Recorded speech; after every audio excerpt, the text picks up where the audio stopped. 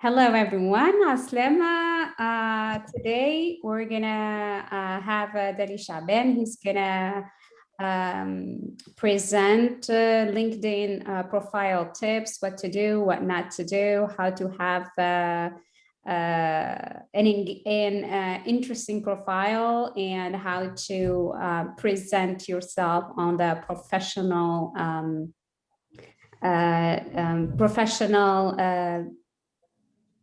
platform, which is LinkedIn. I would assume most of you are familiar if you don't have a profile already there. I'm going to present myself in Yusra Maguri. I am the founder of Open Minds Project. If you haven't heard of the initiative already, it is a nonprofit. Our activities are all in Tunis and Tunisia and dedicated to young professionals. And we have different activities. Few of them are book swap events where people can bring books and exchange them for new ones. It's a social, professional gathering, a great way to meet new people and also get a great book. We have a lot of amazing titles that are all in English. So stay tuned and make sure you subscribe to our website to stay in the know when our next event is going to be happening.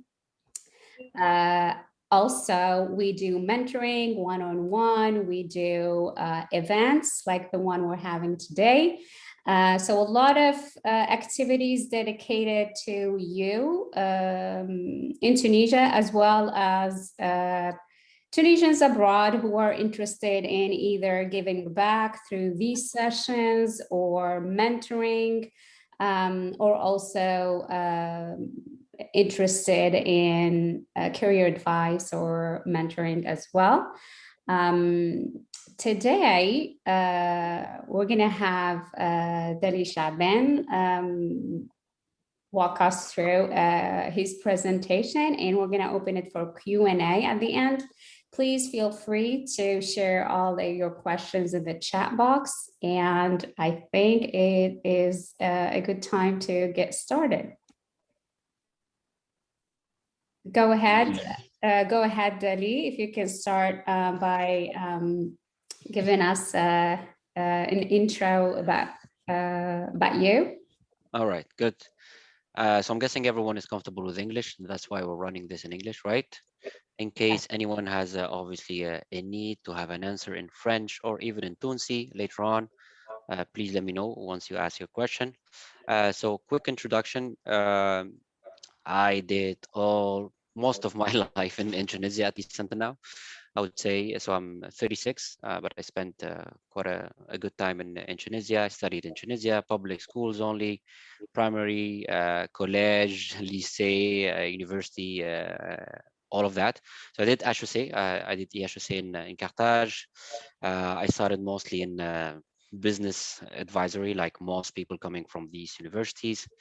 But I transitioned in a way into recruitment, into career development in 2014, and I've been doing that since then. So it's been 7 years doing only that, helping people getting their ideas right in terms of career development, at least. So I work as a corporate recruiter right now. So I work for a US company leading their recruitment projects for the Canadian offices in Toronto and Montreal. But I also have my own on the side business, let's say, where I work with I would say junior to mid-level professionals when it comes to career analysis, career development, job search support. I focus primarily on the Canadian and the US market because this is where my expertise is, let's say. I would be lying to say that I know what's happening in Tunisia, even though I spend a lot of time there. But I, let's say, intentionally disconnected myself from the market there just to focus on what I can do here at least. There is a possibility of doing something back home, I would say in the short to midterm, but that's something I'm trying to figure out, let's say, in a way. So yeah, this is what I do, and at least until today. So my job is talking to hundreds of people every year and trying to figure out if they can be good for a job or not. I do an average of 25 to 30 interviews per week. So you do the math and you can have an idea of how many people I speak to. And yeah, and I recently started also a podcast where people can get free resources on whatever they need to understand about future skills, immigration, automation of jobs, what kind of industries could be relevant for them, in the near and the long term. So that's more of a, let's say, a social platform that I'm using right now, and it's obviously completely free. No podcasts are paid anyway. Um, so today is going to be about LinkedIn primarily. Yeah. So question, or should I? Yes, can you share the name of the podcast? We'll definitely. Yeah, so it's called Zeed Value, ZEED espace VALUE. So I have a screenshot at the end of the presentation so you can see that, and people can decide if they would like to listen to it or not. I don't hardly promote the podcast. If people feel it's interesting, then good. If they don't feel it's interesting, then there are thousands of other podcasts they can listen to, even though I'm someone who really believes in the idea that every single person needs to have a podcast. That's something out of topic. We'll maybe discuss that in a different time and day. But for me, a podcast is much more important than even LinkedIn today.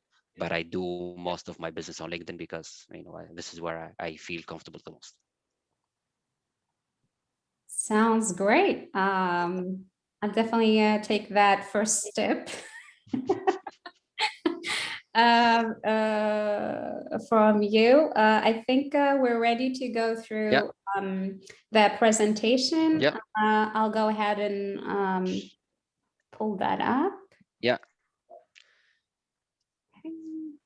So Yusra had the presentation. I'll take you through an overview of what I feel is right about LinkedIn. At least, yeah, obviously we can spend hours presenting the value proposition of LinkedIn, but obviously we don't have the time for that. So I prefer to focus mainly on what I feel is important, at least, and then you guys can obviously ask questions later on. All right. Yeah. Let me make sure. Hide that. Is that a good view, or is there a better view that I can share this? No, I think this is a good one. This is a good. Okay. Yeah. Okay. All right. Go ahead. All right. So the idea, as I said, I mean, LinkedIn is a simple tool, but can be a complex one as well. Obviously, there are a lot of people who have been pretty much successful in using or leveraging, let's say, their LinkedIn, because leverage is much more important than just using it. We'll speak about leverage later on. I'm kind of guessing that some of you here also have been attending presentation or spoke to their friends, or I don't know, network about the importance of LinkedIn. Some of you maybe also have used it and then find it irrelevant maybe. I'm not also the type of person thinking that LinkedIn is a lifesaver in any way, but I feel that if you do it right, there is much more to take from there, be it for your career or maybe a business at some point. So yeah, this is I'm going to be basically presenting 4 key areas that I feel where I feel it's definitely right. So you can go to the third slide straight. Yeah. So the first one. So as I said, so we have 4 key areas to cover in the topic. Why LinkedIn is important. So first thing is I prefer always to focus on what LinkedIn says about you versus your resume, even though I'll be making let's say some sort of a comparison later on. But LinkedIn basically tells what I call, or what a lot of people call, the bigger story. What is the bigger story? Basically, it's creating a whole person brand. You maybe heard about personal branding in a way. What does it mean? Some people don't feel that personal branding is a good thing to implement. Some others feel that it's extremely important, critical. But there's always, let's say, a balance between doing a little bit too much of LinkedIn or not doing any of it. From what I understand, and at least from what I see in the trends in LinkedIn in the last maybe couple of 3 years. So I created my LinkedIn account 2009. So I had a lot of time to actually understand how it works and actually leverage it for my own career.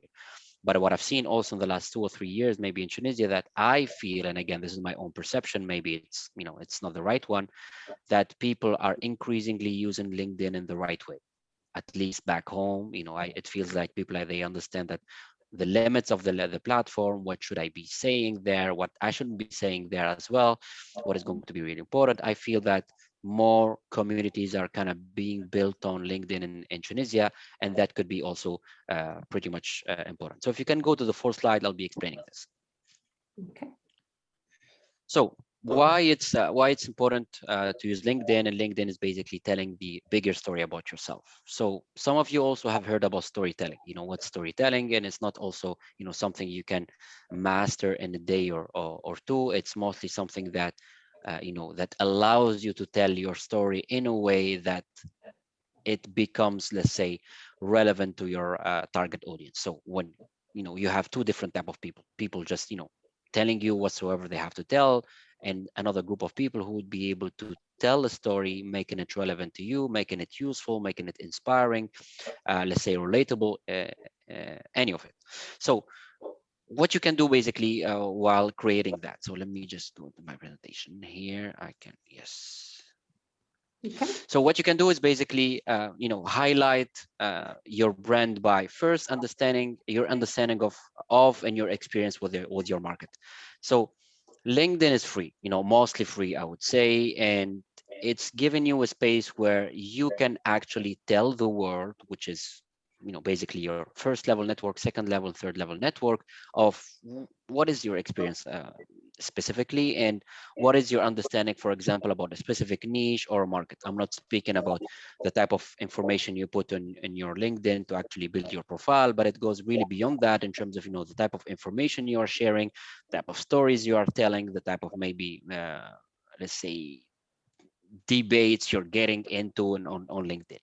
Second is your uniqueness to meet employers client leads. So obviously when we look at the job search component, if most, let's say, employers, at least in North America, but I started also seeing an increasing number of employers in Tunisia using primarily LinkedIn as their, let's say, candidate generation platform. So they use it as a main channel where they look at, okay, who's available out there, who's actually sharing maybe something relevant, or who has, at least on a basic level, a useful LinkedIn profile where I can collect the information, because they don't necessarily have your resume. I'm not speaking about you applying to a job with your resume. Of course, at that point they will see your resume. But if you're not applying to jobs, and if you want to have greater traction from employers in your market, you need to be able to put yourself out there, at least put your information out there. Third thing is your passion, interest for a specific field, job, or role. That doesn't happen with your LinkedIn profile. That actually happens with the type of stories you are telling, or the type of stories you are sharing through your profile. So LinkedIn gives you the ability of creating content, be it written content, video content, or audio content. If you want to put your own podcast in there and share it with everyone, they give you the ability to actually create video content with a maximum of 10 minutes. So even if you have, for example, a YouTube channel, and you're creating long videos, you can at least start with a trailer, or at least part of your video on LinkedIn, and you can put 10 minutes out there, and you create engagement through LinkedIn to actually send, or at least have people go to your YouTube channel, or get to know a little bit more about what you're saying out there. Fourth one is going to be your enthusiasm, for example, for your startup, for your community, for whatever. That's something that not necessarily everyone is comfortable doing, because sometimes we don't necessarily understand, let's say, the limits we have. So people don't necessarily look at, okay, what should I be saying, or what is actually really allowed to be told in here. Yes, LinkedIn has community guidelines. They have certain rules. They have, the type of content that you can be sharing out there. But by the end of the day, if you're speaking about your startup, about your business, about your career, about your community, whatever, it's mostly up to you about how you're going to be putting it out there. And if you would like to be, let's say, developing those storytelling skills, it's going to be taking some time. What I see most of the time is people just trying it maybe for a few months or few days, and then they just, let it go, and they say it doesn't work. Obviously, it won't be working, because if you don't have that kind of, let's say, recognized brand in a social platform like LinkedIn, you don't get much traction at the very beginning. But you should be focused on compounding effects. I'll be speaking about that at the very end, which is which will help you obviously, get slowly into the game until at some point, people recognize your experience and or your expertise in a specific area. It's also about your ethics and values. I love using LinkedIn to tell my own story as a person. So for people who follow me on LinkedIn, they will see that I have I would say, a mix of things that are pretty much related to recruitment and career development, and the other half is my own Facebook. When I say my own Facebook, so I stopped using Facebook since maybe almost a year right now, because I don't feel that it's relevant anymore for my needs. So I'm not going into the discussion if Facebook is good or not. That's another thing. But at some point in my own cycle, I didn't think that it was right. But I feel that there is a lot of benefits into actually sharing part of your social story, your personal story. So if you go on my LinkedIn, for example, you'll see that I tell a lot of personal stuff, obviously things that I'm comfortable sharing. And I never, for example, recommend anyone to just put everything out there. I let people to decide what is really important for them. But the basic rule for that, if you're wondering if it's right or not to share it on LinkedIn, I would always ask the question, would you be comfortable sharing it with your manager in the office? So if it feels right doing it, I would say face to face or with people in the office, then there is a high possibility then you can put it out there, because again, you have to reassess that, every time. So I put a lot of, let's say, personal content out there, but I also try to make it relevant to the link to LinkedIn as a professional platform, because I'm not going to be just, waking up one day and say, oh, today I just have for example, I went for a run. I mean, it sounds nice maybe in a way for people who are running, but it doesn't sound, let's say, relevant for everyone else. So if I'm sharing a story about that, I'm mostly sharing about what did I learn about running for 1 year, for example. I did that for a very long time. Now, for example, I share what am I learning as a new father within the platform and how it's helping me shape me as a new person, within the professional sphere. So I try always to make it relevant to that, let's say, to that space in a way, to what people would like to hear, but also making it relevant for them, because let's be honest, people are, let's say, mostly focusing on their own needs, which is fair. It is what it is. So, if I don't find something relevant for whatever someone else is writing on LinkedIn, I'm not going to be obviously relating to that. So whenever you write something, remember who's your audience there, basically your first level network.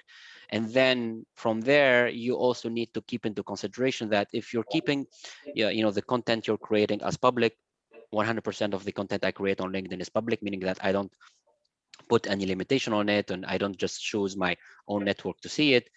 You need to be comfortable with the idea of who's going to be reacting to this and in what way as well, because people can react in a way that can sound crazy sometimes.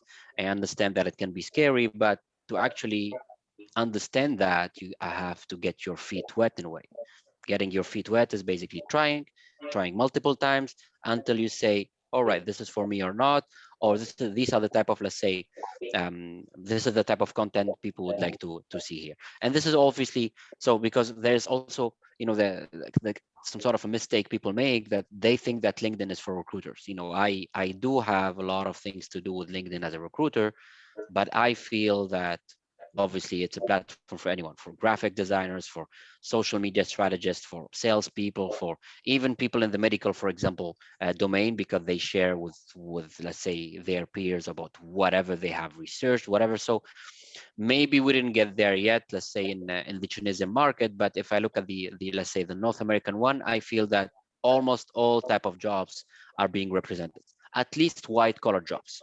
Let's not be wrong about let's not be, let's say, confusing that with maybe with blue collar jobs, because I don't feel it's relevant for them in any way, unless obviously they are promoting their business and they have a clear, let's say, digital let's say digital media strategy for that.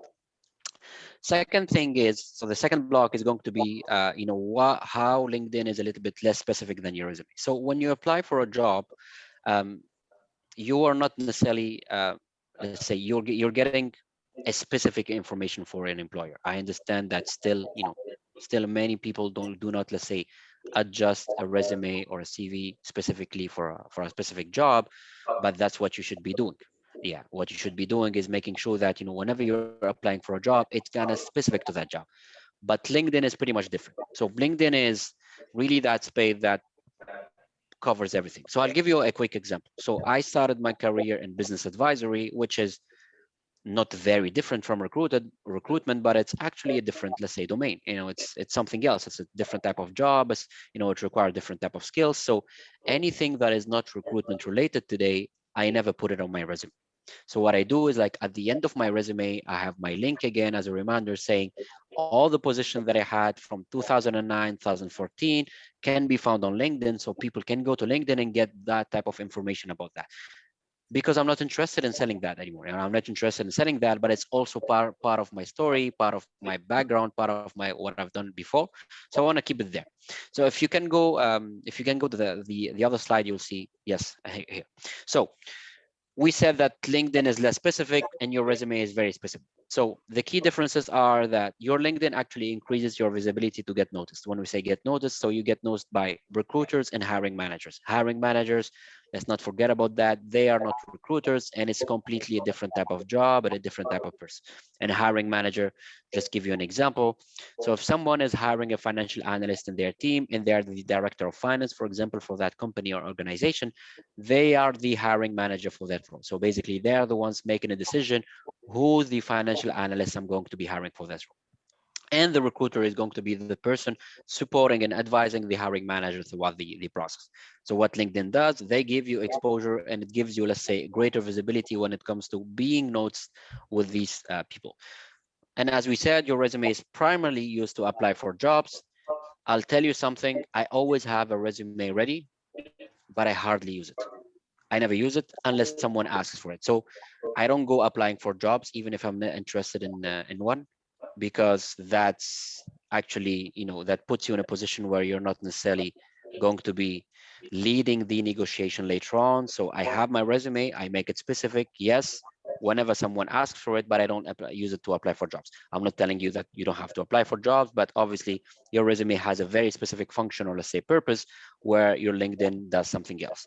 Second, your LinkedIn offers an overview. As again, we spoke about being specific or not. Your LinkedIn can be extensive, especially I think some of you, if you're looking for jobs, you always heard about these controversial topics where people are saying, oh, you should be applying with 1-page resume, 2-page resume, 3-page resume. That's another topic. The good thing about LinkedIn is you don't have any limit. You can put as much information as long as it's relevant. It is actually something you would like to share. You can go ahead and do that. Where your resume is actually, of course, tailored to specific role, and it can have rules. So, in certain markets, they can tell you, oh, please send a 1-page resume or 2-page resume. You have to stick with that. If there is no rule, obviously you shouldn't be doing that. Third thing is your LinkedIn profile is unique in nature, meaning that you can do whatever you want with your LinkedIn. So LinkedIn has created different type of, let's say, not features but sections. So you have multiple sections pretty much developed between your experience, your summary, your certifications, anything that could be could be said about you. So by the end of the day, even if you create let's say two classmates coming from the same university and coming from and doing the same job today with the same company, we can make sure that these two profiles or these two LinkedIn profiles are pretty much different and unique for each person, because again, we are focusing on telling a story on LinkedIn rather than applying for jobs. What, I have a large audience and I need to make sure that I get to share content or get to share information that is pretty much relevant for all of them. But then if I have people, for example, hiring someone like me for their jobs, they will be going for a specific information, which is primarily the professional experience. They'll be looking at certain credentials. If I'm telling someone that I'm good at finding jobs and I'm good at having people getting jobs, they will go to my LinkedIn to find all the recommendations and the endorsement that I'm having. So obviously each section is going to be serving a specific purpose or specific need. Third one, so let's go to third block. Third block is going to be, if you go to the slide after this. Yes. So I'm not sure if any of you heard about this. LinkedIn offers what we call the show don't tell opportunity. Not only LinkedIn, of course, but what is the show don't tell opportunity? It's basically having the opportunity of showing people what you're actually capable of, instead of actually telling them this is what I'm capable of. And this is what your resume does. So when you're applying for a job and you're putting, you're writing responsibilities and achievements of X or Y job you had, you're basically telling people, this is what I know. Can we trust you in that? Are we sure that you can do that? That's another thing, and that's what an assessment does. For LinkedIn, yes, you're basically creating content to tell people that this is what you can do, but obviously you do it in a slightly different manner. So if you go to the slide after, and I'll explain this. So I think this pretty much tells what I need to explain this. So what is the difference between show and tell? Telling is basically talking to someone's brain. So if your reader is, let's say, just reading whatsoever you're putting out there, you're basically communicating directly with their brain. So you're either putting facts or not. When you're showing, you're more, again, it's not of course 100%, but you're more talking to their heart. And that's where LinkedIn is much more, let's say, relevant in that space, or relevant to the type of story you're trying to put out there. So if the goal of a piece of writing is to make the reader feel something, do it, do a lot of talking to their heart. So basically, when we say do a lot of talking to their heart, show them what you're capable of. And how we show them that, so if you look on LinkedIn, and if you have, for example, you're describing your professional experience under, I don't know, like you're working for Microsoft. So you're working for Microsoft under, I don't know, social media strategist. Then you're saying, this is what I've done there. One of the things, or one of the feature that LinkedIn can offer you, is telling you, hey, do you have video about this? Do you have content about this? Do you have publications about this, so you can show people what you've been able to do? So you can add that type of content, and it could be, as I said, it could be a strategy that you have, let's say, shared publicly, and you can add that type of content there. Also, endorsements and recommendations are actually an opportunity for you indirectly to show instead of telling. So instead of you saying, hey, this is what I can do, people actually do the talking for you. And that's basically also very much relevant for people calling themselves leaders on LinkedIn or any other platform. It is not your role to actually tell that you're a leader. It is basically up to the network and or market to determine if you're a leader in that space or not, and if you have a valuable information for it. And I'll say something that can maybe sound controversial. If you try your luck on LinkedIn or any other platform for a very long time, could be months and years, and it doesn't work, most probably the network and the market doesn't recognize your value there. As simple as that. Because I believe that the market is the greatest decision makers when it comes to saying, oh, this person is capable of doing something or not. And how do we do that? Basically by, if you're competing for jobs, if you're competing for projects, whatever, yes, you have references, you have people, recommending you for X or Y job, and that actually builds the type of value proposition you're offering in a certain area or in a certain job. So basically, your role is to make sure that the network speak for you. You don't do that at the very beginning, obviously, because you're building that type of expertise and you're showing people and you're telling people, this is what I can do. This is what people are saying about me. But at some point, you should let the network work for you. And that basically because you have been compounding your efforts over a very long period of time, and people get to a point where they say, oh, this makes sense. I started my LinkedIn profile in 2009. I feel that I started having the benefits in maybe 2012 and 13. And since then, I never applied for any job. So you can go to my LinkedIn, all these jobs that I found, I actually didn't apply to them like through just going to the job board or career website. It's either someone coming to me saying, oh, we saw your profile and we think that you're relevant, or someone else saying, hey, Dali, we spoke at some point and we think that this is the right time for you to work for us. This is what we have to offer you. Or I saw someone sharing something on LinkedIn through just a LinkedIn status or whatever, and I just jump in there and tell them, hey, let's have a discussion. The moment you put yourself, especially in the job market, the moment you put yourself as a job seeker, most of the time you're losing quite a big piece when it comes to negotiation or even the job itself, because you're seeking something. And the logic behind the decision making of human beings and hiring managers, whenever someone is seeking something, they kind of see it as someone who's not necessarily, or let's say not necessarily skilled to do that. Or when you staying in the back door and waiting for someone to come to talk to you, you become that kind of hidden gem where people say, oh, that guy or that girl, whatever, doesn't necessarily need a job right now. And meaning that they can do their job, whatever they're working right now, so that make them a lot more attractive. And I'm telling you this after working with hundreds of hiring managers in global and small organization, whatever, and they all do the same. They usually, let's say, avoid people applying directly to go through referrals, of course, because that's, the idea is, good people hire good people, even though I don't agree with it, most of the time. But again, it is what it is. That's what the market is doing. And they also prefer the recruiter going out there on LinkedIn and sourcing for, let's say, people who are not active in the job market, so passive job seekers, whatever, because they feel that these people are maybe much more relevant or much more qualified for their jobs. Is it right? Absolutely no. It's just that the psychology of the hiring market, that's how it works most of the time. So since I understood that, I always put myself in a situation where if I have a rule, most of the time, if I apply for a job, I will never get any answer. But I get way too many requests for jobs on my LinkedIn. So now my average, for example, is maybe 2 or 3 requests for a new job per week. And most of the time I say no, because I know what I want. It's not about, saying no by the end of the day, but you want to make sure that you get to a point where you are the one having the choice instead of the company telling you get the job or not. Um, the last one, so go to the next slide. So yeah, your LinkedIn is more social and less formal. If also you go to the slide after that, I have some numbers just to show. So when we say it's more social than formal, obviously, because as I said, it doesn't have it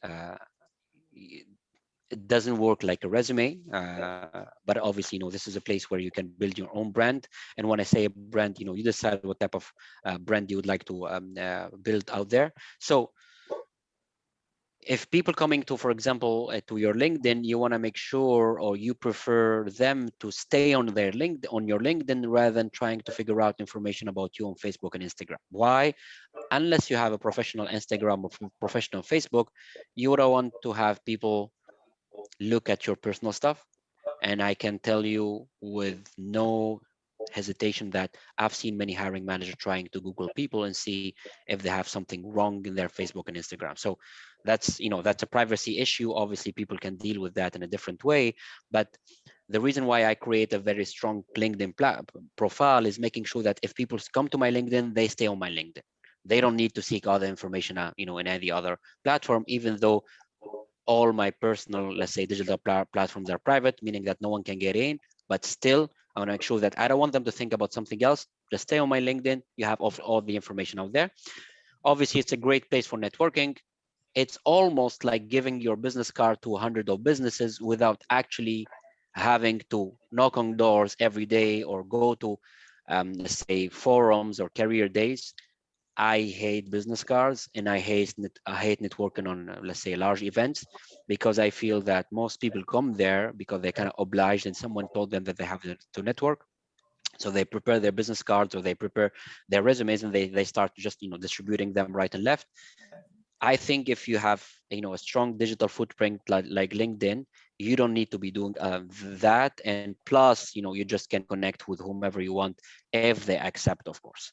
It helps you keep track with competitors. Even as a job seeker, you're competing with a large pool of talent. So you're competing with people. That's what people forget. What's the most annoying thing that I can hear from job seeker? They say, "Oh, I have everything that I didn't get the job." You didn't get the job not because you're not good for the job, but let's just remember, most probably hundreds of people applied for the job, and 99% of them said, "Oh, I'm angry because I didn't get the job," but only one person is super excited because they got the job. So whenever you don't get the job, remember that you're just competing. It is what it is. There is a market. There is supply and demand. So the market is giving you x number of opportunities in a particular area, but always remember that unless you're building, let's say, rockets to go to Mars or to go to the moon or whatever, most probably you're doing something that thousands or millions are doing. And if you don't keep track of what others are doing, you don't necessarily understand what's happening in the market. So I would say 50% or a little bit more, I would say a little bit more than half of my LinkedIn is basically recruiters everywhere. Asia, Africa, Europe, Latin America, North America. And the reason I do that, it's basically to keep track of different trends that are happening everywhere else. So part of my learning is understanding what other people are doing. And part of, even if I'm not looking for a job, I always have my job alerts on that I check once a week. The reason why I do that is because I want to make sure that are there new software that are being used, and if it's right, why for example I keep my premium account on LinkedIn even though I use the corporate account with my job, is to make sure that I see the insights of who are the people applying to these jobs and what type of skills they have. So if I see, for example, a skill that is increasingly in demand in a specific market and I don't have it, that puts pressure on me, and I start saying, okay, there is a risk of not learning that. Am I going to be learning it or not? That's another topic, but at least I acknowledge the fact that there is something new in that specific market. So let me see if I can learn it or not. And how do you do that? Looking at LinkedIn profiles of people in your market doing the same thing, looking at what they're sharing. I'm not saying that you have necessarily to, let's say, interact with them, because that's another discussion, but I'm just telling you that just seeing what they put out there is pretty much very important. I think even more important than just reading industry publications or whatever, because that's too complex. So instead of, for example, just going to measure websites, let's say recruitment websites, recruitment websites where recruiters speak about whatsoever they think is right or the new trend in recruitment, I'll just follow what recruiters on in Netflix, on Nike, Microsoft, Amazon, what kind of technology they're sharing. I'm part of a large recruiters community as well on LinkedIn, where we kind of, let's say, share with each other the new trends, ATS softwares, any type of, let's say, new technology that could be relevant to us. Then next slide. All right. All right. So why LinkedIn? LinkedIn, because I would say 4 key areas. Um, Permissionless apprenticeship. So that word doesn't exist in English, by the way, just to make sure that you guys don't go Google it and find that it's kind of, pretty much random. The idea has been created by one of the, let's say, one of the trending social creators on Twitter. And he's basically the one defending the idea that people forget that on the internet, LinkedIn or not, you're given a free space and you're not using it. So you don't have to take any permission from anyone to actually start doing whatever you think is right. Meaning that if you're saying that I'm really good at this, show me that by basically just creating your own projects. The way I explain it here, it says, if you want to catch the attention of someone you admire, give yourself a job working for them. I'm not going to be necessarily saying that this is something that everyone should be doing, but if you feel that someone you admire or they work for a great company that you'd like to join, and you see them speaking about a business problem quite pretty much often, let's say, do something in the background, prepare it, just send it to them.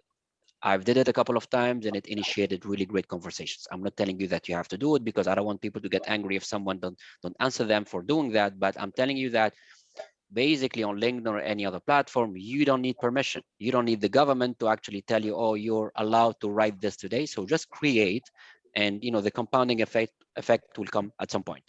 Creating leverage. Does anyone? I'm not sure if we speak enough about leverage in Tunisia. And I think the issue with that is because we don't have enough things to leverage, let's be honest.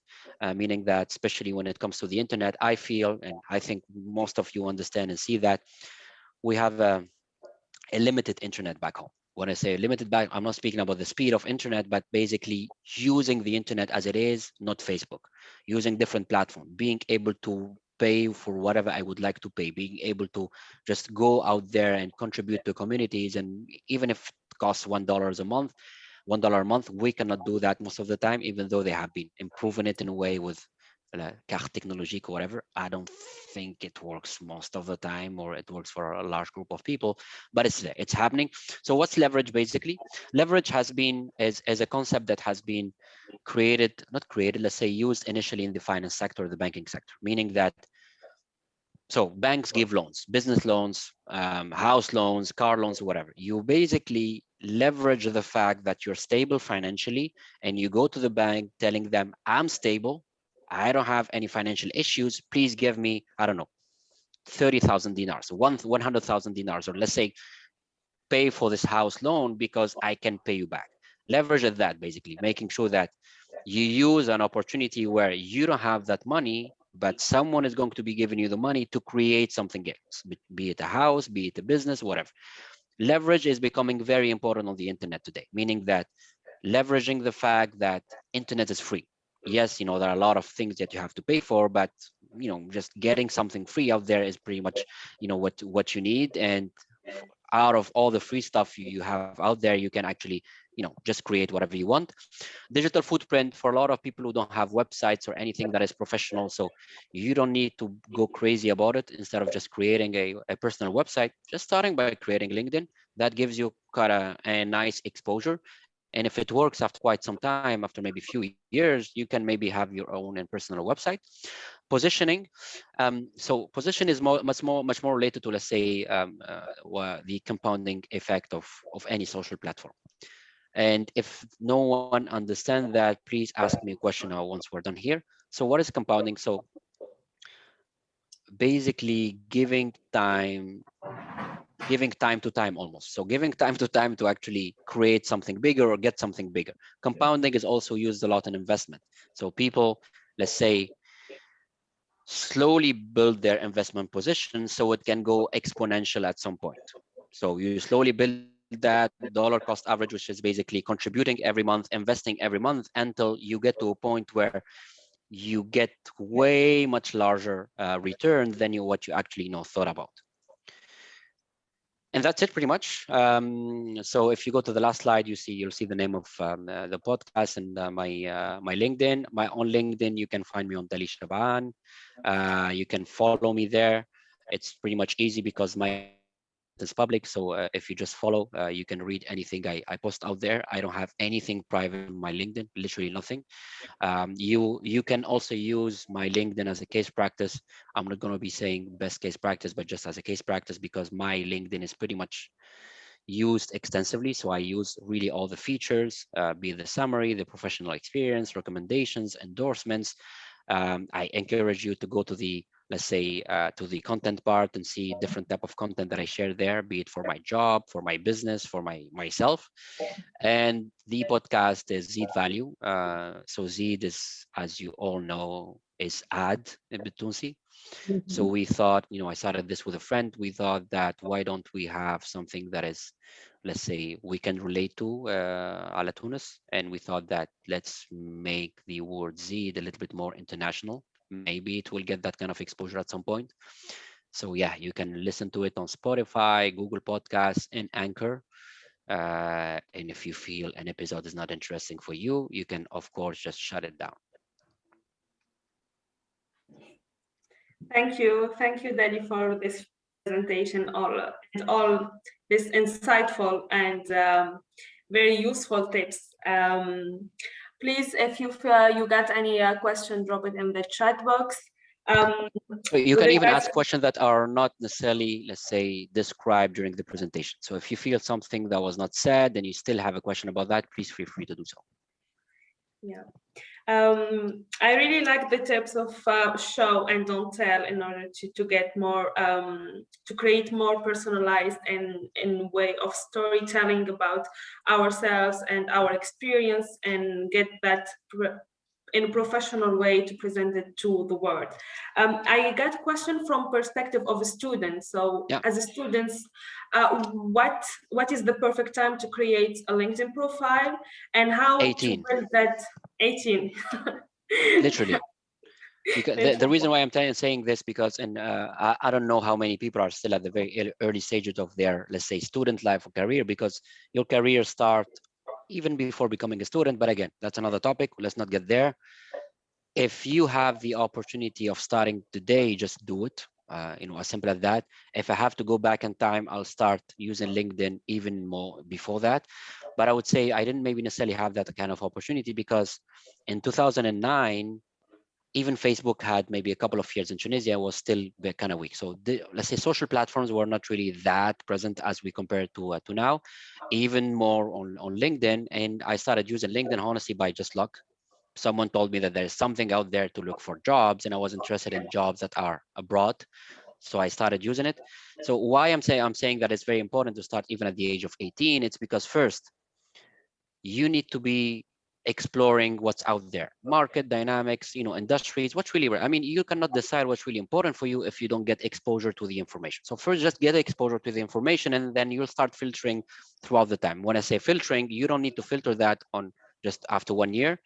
You take your time until the age of 25, maybe 30, to actually understand this is what I would like to do. But to actually do that, you'll have to, just get your feet wet in a way, explore what's out there. Second thing is, at the age of 18, 19, 20, or even let's say between the age of 20, 18 to 30, this is the perfect time to make all types of random mistakes. And very few people will judge you on that. And even the one who will judge you on that will forget tomorrow. And again, I understand putting yourself out there can be a little bit, let's say, uncomfortable for a lot of people. And I never, let's say, pressure people to go out there, but to start doing it, I mean, it's going to be very pretty much random to just go on LinkedIn and start, writing things for people to say, to like. I don't think that's how it works. The way it works is you actually get interested by what other people are saying. You just share your thoughts with them, whatever. And then by seeing that you have important and useful things to say, they'll say, oh, why not? I would love to follow Ines, Nadris, or whomever is out there, because I feel that over, say, a certain period of time, I found that they're actually sharing something relevant. But what people do is like they just wake up, they do their LinkedIn profile, they work with a coach, whatever, and they start writing things there, and it never works. It never works. Like let's just put it, let's make it clear. It will never work unless people start hearing about you. And if for people to start hearing about you, you need to be going to meet them instead of waiting for them to come to your place. So 18, 19, let's say early age is pretty much very let's say good or useful. I'm 36, and if I have to go back in time, I'll change half of the stuff I was doing back then, and it's going to be basically just putting myself out there a little bit more, just trying, not being, let's say, ashamed of whatsoever. Of course, I understand that if you're putting yourself out there, you need to make sure that give some kind of consistency and structure to what you're saying, because you cannot just write random stuff. But then if I do that at the age of 22 or 23, for example, a couple of people will start laughing. Fine, good. Does it matter tomorrow? Absolutely not. And the idea why I'm saying this, because I guess most people here are, let's say, from Tunisia, be it they live in Tunisia or Tunisia, because there is that type of culture of, oh, what you said is funny because I consider it funny because I didn't like it. You don't need to care about that. Honestly, like, English is my third language. I'm far from being perfect in English, but I work in English and I write in English because writing in English and speaking in English in a podcast allows me to actually correct my own English. So if I stop by saying, oh, someone didn't like it, I will never do it. Am I comfortable with that idea? Absolutely, yes. Should everyone do that? That's up to you guys to decide. Yeah, just to put yourself in action and go into it. Yeah. And following up, what tips do you recommend to create to network with people? If like people we are interested to get like some interaction and conversation, and they are in the third level, and sometimes we don't even can like send an invitation. Like, so how to get like in a way to reach out to people in a more personalized way? It took me a lot of time to actually understand a very basic principle and strong one about human beings, which is what's in it for me. Whenever you're going to someone, forget about the fact that they have deeply in their heart your needs. They don't have it, even if they are your friends. And it's not a bad thing. And again, that's a cultural thing that we have to break at some point. When you go to someone, always focus on what's in it for them, not for you. So if you're going for someone for, let's say, for a job, you're going for them because you feel that you're skilled enough based on your own perception. You're skilled enough for a job, all right? Good. Of course, they will be the one deciding if they will be answering or not. And most of the time they don't answer. But if you're sending 10 requests or 10 messages, you should be getting to the 30-40% of success rate, meaning that conversion. So 4 messages get answers. If you're getting to 4 answers, you're doing amazingly well anyway. And the way you do it is whenever you're writing something, look at what you wrote, be it even at that kind of quick introduction message, and say, does this translate into something that is beneficial for them? So looking at a specific example of a job, I'm interested in that job. So of course you have the character limit, be it especially in the initial invitation. But if you don't have that kind of limit and you would like to send someone a message, what most people do, again, I've been a recruiter, and especially in Canada and the US, because I cover two markets, I hire basically everyone. So all type of nationalities here, and it's amazing how people do behave the same. Brazilians, Tunisians, Indians, French people, Italians, they all do the same, which is, hi, I saw a job, please consider me for the job. Absolutely not, my friend. You know what? Because you didn't make my life much more easy. Remember that as a recruiter or as a business owner or whatever, if you think that I have something important, just think about the fact that way too many people thought the same. So way too many people said, I'm really good at that job. So let's imagine 10 people reached out to me for that job and saying, I'm interested in that job. Good. What the type of person I'll be spending more time with are going to be the ones that made my life easier in those 5 minutes. That's why, again, we go to the basic rule of what's in it for me. What's in it for me is basically making sure that I get the information straight without spending too much time looking for it. The reason is simple. A recruiter is going to be working on 8 requisitions all the way to 25, 30 sometimes. What is a requisition? It's a job, just a position within a company. Let's do the math. So you see all those good companies, like really good ones. Does anyone have an idea about how many people apply for a software developer job on Facebook? The very minimum a recruiter gets for a single position is going to be 1,000 plus. So yeah, so getting yourself, let's say, seen out there by the recruiter is going to be a very hard task. So whenever you're going to be reaching out to them or just sending your resume through their job board, whatever, just make it easier for them to find the information. Now I work on in a company where the in-demand jobs, the most corporate jobs like finance, HR, marketing, whatever, the easiest ones, like where we have a lot of people, like for a marketing position, I'll get 350 people applying in 24 hours. Do I look, let's say, at the entire list? Absolutely not. I'll do it, throughout the first and second week. But since I have a pressure from the hiring manager and the business leader of that division, the goal is simple: how fast I'm going to be finding the right person for the job. And finding that is basically collecting the information from everyone who's going to be reaching out to me or applying for that job. So if you're reaching out to someone for a business idea, just to network for them, or applying for a job, please write this question just in front of you so you can remember it. What's in it for them, not you? Because you will get there, we'll speak about you once we start the conversation. At the very beginning, it's about them. As simple as that. Even in relationships, if you're approaching a woman or a man to actually start a relationship with them, it's about them first. I don't think that you're thinking, oh, how can I be kind to that person? Yeah, you can be kind to that person, but by the end of the day, you're thinking, is that person good to me? Is that person have the same interests as me? So we always have that kind of self-centered idea. And again, I'm not defending it as an idea. I'm just telling you this is how it works. If someone breaks that kind of culture at some point, amazing, congratulations. We can do maybe something else. But for now, especially, I kind of find it, let's say, a little bit frustrating when I see people writing on LinkedIn their frustration stories, saying, oh, I applied to 400 jobs and I sent 100 messages and no one basically answered to me. So one of the very wrong messages that I get on LinkedIn, because I post jobs on LinkedIn through the corporate account, and sometimes my name appears in there. So I have a lot of people in that network that I never met or I never worked with. So they just send me, they use the kind of referral option on LinkedIn and say, oh, since you work in there, can you please refer me for the jobs? Hell no, I'm not going to be doing that because I don't know you.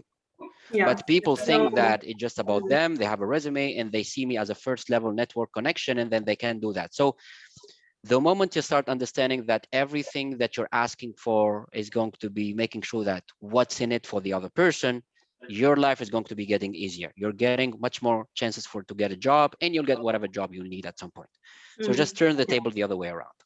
Yeah, so to put ourselves in the shoes of the recruiter Exactly. or person that we want to Exactly. connect with, Yeah. and create a win-win situation and not just think about Yeah. our self-interest.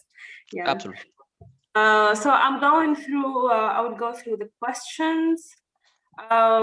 Okay, so there is Bulgarism. Can we speak via audio instead? So Bulgarism, if you are here, I think Yusra, you can unmute him. Okay. Bilgesim Go Osmani. ahead. Okay, go Yes. ahead. Can you hear me? Yeah. Yeah. Well, I have two questions. First is, so you stumble upon a job offering and you want, I mean, you're sure you're good for the job. You're a good candidate. I mean, Yeah. you have the skills that takes to actually get there. Yeah. What would I be needing to tweak more for me to, win across the pool of candidates to really stand out? Should I modify the job experience? I would say there are hundreds of reasons why people get rejected. So people get rejected for various reasons, and most of them are not related to your skills in any way, which is a sad story again. So people, when they apply for jobs, they focus on, I have experience, as you said, exactly. So I'm not saying that you don't have experience. Like should I put more details on my job experience for it to match better? Again, you're focusing on the wrong thing. You're focused on the wrong thing. Why? Okay. So because you can adjust as much as you want and still don't get the job. All right. Here's why. So when people apply for jobs, your resume is going to be going from a hand to another. So you apply through a career, let's say the career website of the company, of a job board, whatever. But your resume is going to be landing in a system, and then someone will read it, and then second person and third person, whatever. Again, if it advances through the process, of course. Not being taken for a job because you are not qualified for it happens when you start doing interviews. When you don't have interviews, we don't reject you based on the idea that you don't have the skills because we didn't speak with you. Of course, unless it's a finance job and then you're sending me a resume about marketing, which basically happens in every job. We still don't know why, we still have people applying for irrelevant jobs. But if you feel that you have a relevant experience and applying for it, here are the type of reasons you are not, for example, taken into consideration. First, yes, you have transferable skills. So you have the job experience, but not the industry experience. And again, that's a different topic. I understand that people are not, let's say, agreeing with that, but a lot of hiring managers don't want to take the risk on bringing someone who don't have the banking expertise instead of the retail expertise. If I'm a retail company, since hiring is about risk management, I'll be trying to find, if successful, someone with a retail experience. It doesn't mean that the retail guy or the retail woman or girl is going to be doing the job 100% right, but there is that assumption that people with an industry experience can be potentially doing much better. That's obviously, so that's a fair idea. It's a fair idea. Again, we can discuss, but it is what it is. Yeah. Second thing is sometimes you get rejected because the hiring manager just is not having a great day. And I can confirm 100% that it has been happening way too many times just in different companies. I worked for US-based companies, Canadian ones. I work with British companies, with a British company that thought 2 years ago. And just someone not having the right mood to do the job can affect the candidates in that day. So what I do as a recruiter, and if it's not something everyone can do, the day I know X hiring manager for that role is not having a good day, I never send them any resume. Because I know that their logic or their assessment at that very point is going to be, let's say, impacted by just their overall mood. So there are multiple reasons. Also that, you can be having a great experience, you have adjusted your resume, everything looks fine, but do you know how many people did that as well? So the number of people who did that are going to be pretty much determining if you have a chance or not. The way you do it, so always remember that. Sorry. Yeah. I mean, the goal for me is to actually get to the interview, because once I'm into the interview, I'm sure I can, I have what it takes. I can say, talk the talk, walk the walk, whatever. Yeah. But the goal is just to find the right tweaks, the thing to, and that's to it. Really that's all you can do. So basically you can do it. What I'm trying to tell you is you can do that, but don't necessarily make it like the only condition where you'll be getting interviews. So obviously, especially as someone who work on resumes most of my time, I always make sure that tell people, hey, please adjust the information to make it align to that job.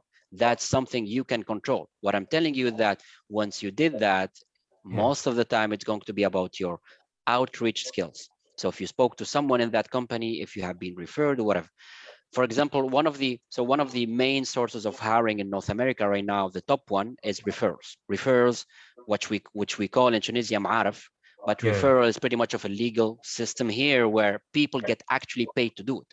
So if, like in my own company right now, and the company I work for example, if people get a job, if someone refer their friend or their previous colleague, whatever, into a job, and that person gets hired, they get a compensation, which is usually $2,000, $3,000, $4,000 or whatever. So the idea is, yes, you can do that, but to actually improve your chances of getting an interview, it always happens through referrals, be it people who there. So people who know you maybe from university, from a previous job. I never refer someone I never worked with them, honestly, even though whenever someone is referring a candidate for me in a job, I need to make sure that I understand what kind of relationship they had with each other. Because if they are just friends, we accept the referral, but it's not a strong one because you are making an assumption that your friend is good at the job. So what I'm telling you is that you do your part, which you can control, adjusting your resume as much as you can, adjusting your LinkedIn as much as you can, making it really relevant to that position. But by the end of the day, even that cannot work because there are multiple other reasons that don't necessarily get you to that job. So focus on referrals. So that's why people say network is important, LinkedIn is important. If you get to a point where your LinkedIn and network is solid enough and you have a strong support system from a professional perspective, jobs will come. Your role today in your career, regardless of your age, and I don't know where you're standing in your life or your career, is making sure that opportunities come to you instead of you running after them. Right. How how much did I say? For the second question, how much should I invest in the cover letter? Is it that important, or should I not? I always write a cover letter whenever they ask me for, and I'm never convinced by it. Never. So I read. This is on like job postings, not on LinkedIn specifically. You know, they require. Yeah, but cover letters. Listen. So I don't really. I did enough modern companies, and I can assure you that 95% of hiring managers never read a cover letter, unless I worked in the wrong places. People don't have time to read that. But when they ask for it, when it's mandatory, I write it. So I have a template. I have a pretty much of a basic template where I tell people, okay, someone wants to feel nice about themselves to read a cover letter about a candidate, give them that. Here is it. So I have a template where you put relevant information, you have a complete text, and you do it. The reason why I'm telling you this, again, if you look at the number of candidates every recruiter is handling, especially in attractive companies, relatively attractive or super attractive companies, if I have, let's say 10 jobs, let's not say 20. So the average is 20. Let's have 10 jobs to manage in a specific period of time. And if I wake up every morning, besides 50% of my time is not related to recruitment because I have to run other projects. If each let's say position had an average of 100 applicants, so we have 1,000 resumes to read. And if we ask them about cover letters, there is no end in sight. We will never be able to do that. So what I'm telling you is, if you see that a cover letter is a mandatory, do it. And even with that, as we say, they don't read it. Because I think usually, I mean, when you get shortlisted, they take it into account. That's what I've been told. I mean, who's that? I mean, well, a friend who used to work in a That's small why. company. So let's say yes, exactly. So you like said it. If a small company is getting, let's say, maybe 4 or 5 applicants, I have absolutely an entire day to read 5 cover letters because they will take me 15 minutes to read it. But in a fast-paced environment where, again, most people actually target really good companies, or let's say relatively good companies, I'm 100% sure. Like, if I was allowed to actually share the back, let's say, end of my ATS systems, and people see the numbers of people applying to jobs, they'll actually just be comfortable with the idea that it's fine to not get a job because hundreds just applied with me. So that's why I don't rely on that, meaning that. So I have an idea right now. So myself, I'm pretty much very interested in only one particular field. I don't want to mention that. So there is a specific industry that I love moving into. If it's not that industry, I will never apply for a job. So if I see a job in that industry, I'll just prepare my resume and send it. Other than that, I never do it. The reason why, because not just because I want people to come in, but because I know number of people on average applying for jobs. It is just insane. It's not just in Tunisia, by the way. So if you have a pretty high employment, the assumption I want you to be living with every day is that job I applied to today had a lot of applicants. I don't know how many, but if it's an SME, which is basically, let's say, a company none of your friends are speaking about, yes, there will be maybe 3 or 2 people applying.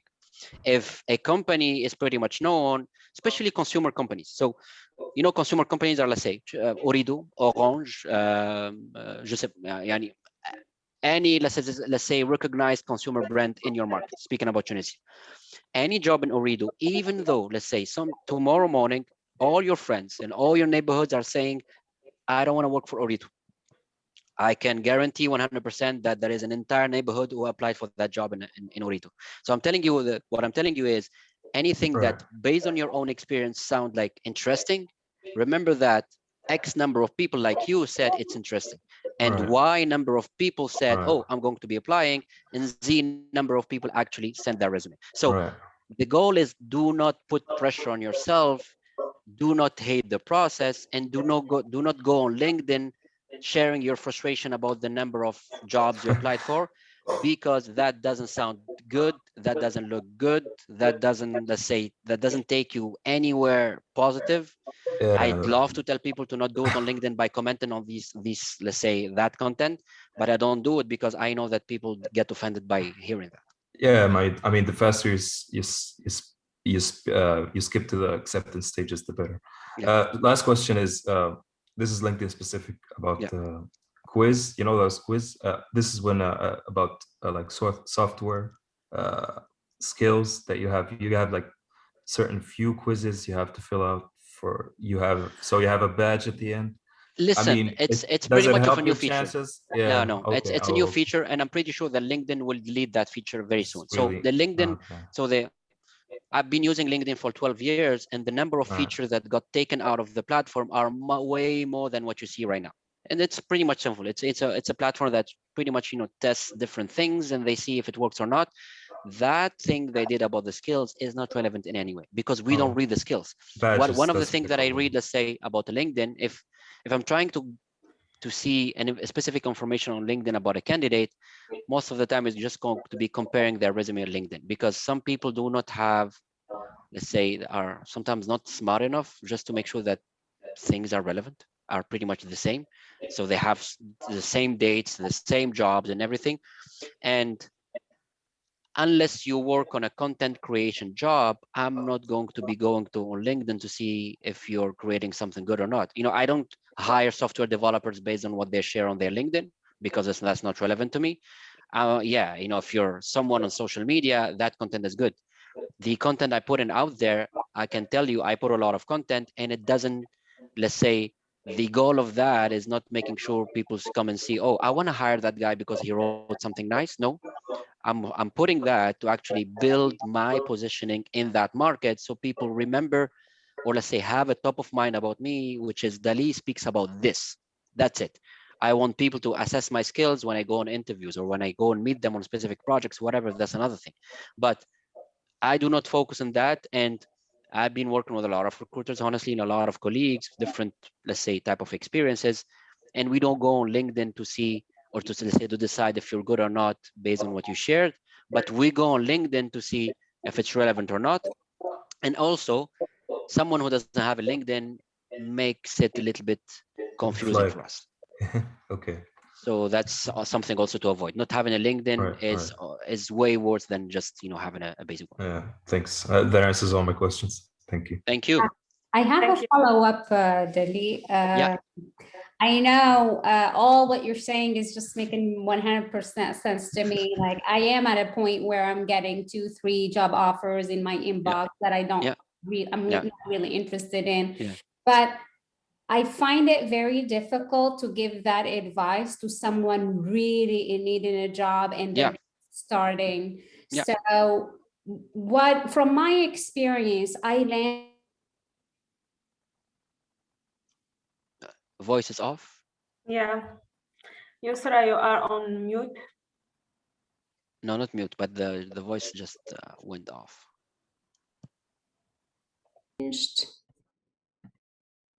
Sorry. Okay, can you hear me now? Okay, great. So I don't know how much you heard from my question. 1 second, actually. If you will give me 1 second, I feel like the audio setting just changed for some reason.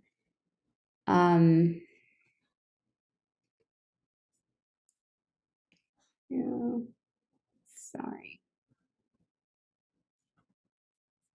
Okay.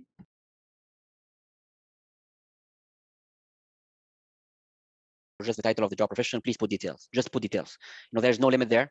Putting just your job doesn't help you in any way. So as much details as you want, as you can. What I like about the North American market is they love details, and I love details, and I encourage people to put details because that's what's going to give me the overall picture. Sorry, I lost you for almost a minute, but yeah, I was saying, like, I find it very difficult for people just starting to tell them wait for that opportunity. But at the same time, I have a question. I don't know if you even have the answer for it, but how can somebody position themselves in that particular field that is not that popular? I know, like, a software engineer does go and search for a software engineer job. And that's what everyone is doing. While I feel like there are roles where they are less popular, but they have a great potential. Like, how can somebody be in the know? Like, what's still not trending yet that I can find that door to get in and be noticeable? First thing, if you'd like to understand what's happening out, out there, or what kind of maybe markets or industries or skills are needed, and this is something I've experienced it firsthand, and I've seen some of my friends doing it. First thing, build let's say a social media profile, even on Facebook, let's say, or LinkedIn works as well, where you don't have anyone from your family and friends. And it's not going to be used for social purposes. It's going to be used for trends and industry understanding, trying to figure out why I'm telling you this, because we have, let's say, we are pretty much influenced by the ideas that are around us. And that's why I said friends and family, because this is the closest network we have. The more we stay in that bubble, which is, I don't know if it's a good or not. I'm not judging if it's good or not, but I'm telling you, keep that bubble, but create another one. So go to another bubble and hear what they're saying. Apply this to a specific domain. So if you would like to know that X industry is going to be relevant in 5 or 10 years from now, you will need to read most of the time continuously and watching a lot of videos if that industry is going to be relevant or not. One of the things I do, and I think a lot of people also do that, my top social media platform is YouTube. So I don't use Google anymore. So what for me is like, if I have to look for something, I go to YouTube and I say how to, or I say, I don't know, let's say the potential of X industry. I'm not going to tell you that I'm going to find something, but what happens throughout the time is YouTube is going to be helping me in terms of reorganizing the type of information that I get every day, so they can tell me, oh, we understood that after a few days, this is the type of information you need. So let's give you more of this. So look for the first, let's say, YouTuber, second or third YouTuber, and then YouTube is going to be giving you more of that. So first thing is really collecting that information. One of the things that I say no about the job that I get is just industry, honestly speaking. So I don't have a problem with companies, but I know that what type of industries are going down 100%, at least, in the short and midterm. And I know what kind of industries that what people call in the market crisis proof. What is a crisis proof industry? That regardless of what happens in the market, it is not going to be impacted. So I moved. One of the things that I've done in 2019, when I started moving from a contract job, a consulting job, to a permanent job, CDD, CDI. So I'm like, what is going to be really protected right now? Because I need something that is protected, because my personal needs need that right now. So my personal requirements need me to be in an industry that is stable. I went in something that is completely out of my interest. So I work right now in reinsurance. What is reinsurance? So it's the insurance companies insuring insurance companies. So it's another level of complexity. But why reinsurance? It's because, so pandemic happened. The company didn't fire anyone. They didn't reduce the hours. They didn't restructure. Pretty much simple, because the company in the industry itself is crisis proof. And we work even on pandemics and epidemics. So, the what we work on is very much relevant to what is happening right now. It is sad, even sad for us, because we can't even go to the office, whatever. But I don't make my career choices based on the idea that, oh, I like this. Oh, you can like something, but if it's not relevant for the market and it crashes at some point, it is not going to be good. So even about the idea of saying no, if someone obviously don't need a job, and they don't have a job, I tell them you don't have much options. You can actually start negotiating jobs when you have a certain position and in that specific market and specific industry, so people can say, understand, oh, I understand that. So right now, for example, when someone sends me a job, I always answer, by the way, always say, thank you very much for your interest, but this industry is not of interest for me because I don't feel that I'm comfortable with it. So, and with that, they just go, just close the discussion with the idea, oh, at least this is a nice guy that can answer my request and say, tell me no. Because even with that, a lot of people don't say no. So yes, if you don't have a choice, then you have the responsibility of building your knowledge about what are the trending industries. Easy answer here: look at everything that is technology related, and look at everything that are where people are building decentralized platforms. When I say decentralized platforms, maybe some people here are into cryptocurrency. That's one application of decentralized platforms. But if you look for companies building decentralized platforms for governments, for banks, for retail, for e-commerce, whatever, just go there, because that's the future of every single thing we will be doing.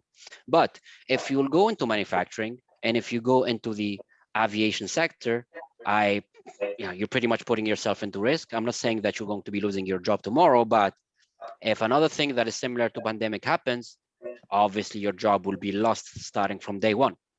So yes, you can, if you feel comfortable with the idea that, oh, let me just take this job until I find something else, that's another approach. But don't get stuck in an industry that doesn't have any future. And to get actually that information, if you don't have it, just take it from people sharing that information every day.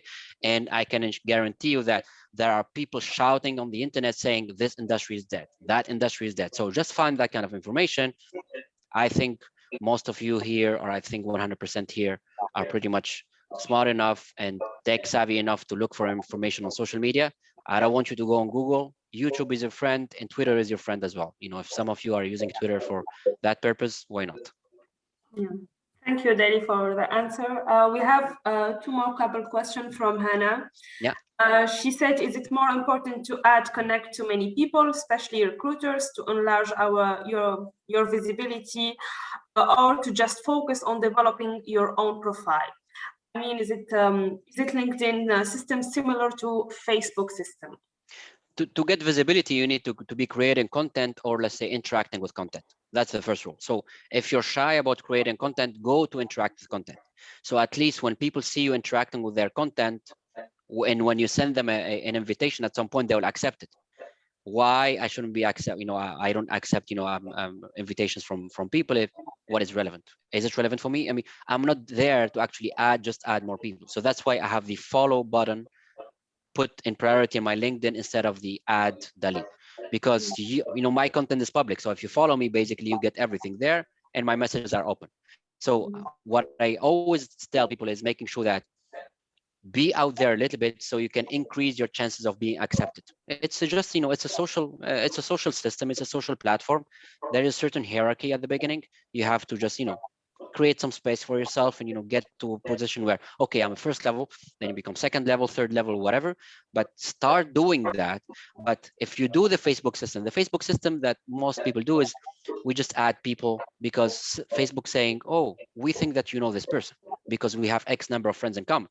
Most probably these two people will just accept. So they just accept each other, and they will never interact with each other. I'm not even speaking about stalking.